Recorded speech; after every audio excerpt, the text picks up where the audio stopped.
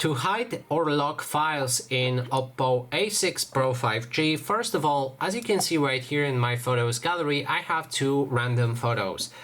So to hide them, first of all, we'll need to open the settings on our device. Next step is to scroll down and enter security and privacy. Then you can scroll all the way down to find the private save. Now, if you enter private save for the first time, it will ask you to create your own privacy password. It will be the password that you will use to access those files. So make sure to create one of those passwords. And when it's done, just enter it like this. And then we'll be able to enter our private save. So you can already hide your files like images and videos, audio, documents, or other files.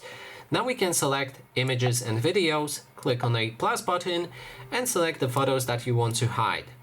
Then click on lock, and that way those files will be moved to your private save. You'll be able to access them only through your private save.